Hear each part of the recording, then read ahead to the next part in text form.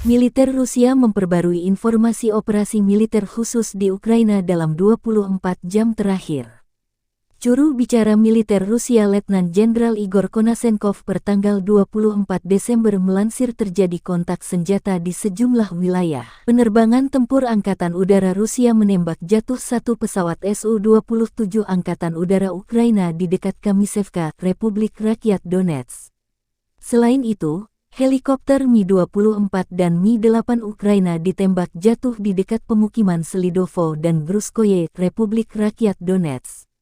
Fasilitas pertahanan udara menembak jatuh satu helikopter Mi-8 Angkatan Udara Ukraina di dekat Kirovo, Republik Rakyat Donetsk. Igor Konasenkov melansir secara total, 352 pesawat terbang dan 192 helikopter, 2.719 kendaraan udara tak berawak militer Ukraina dinetralkan.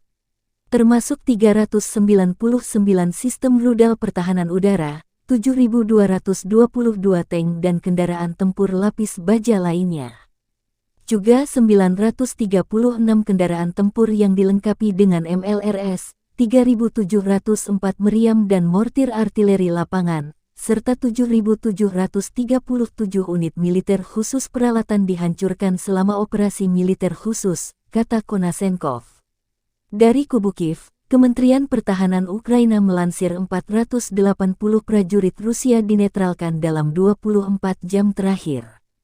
Termasuk 1 tank, 8 drone 4 artileri, serta 4 peluncur roket ganda MLRS. Secara total Federasi Rusia sudah kehilangan 101.430 prajurit sejak awal serangan. Termasuk 283 jet tempur dan 267 helikopter. Konflik Rusia-Ukraina memasuki bulan ke-10. Belum ada tanda perdamaian. Presiden Ukraina Volodymyr Zelensky selepas kembali dari Washington, Amerika Serikat kian yakin mengusir penjajah Rusia. Amerika memberikan banyak bantuan peralatan tempur, termasuk rudal Patriot. Cepat atau lambat, penjajah akan diusir, kata Zelensky. Слава Україні!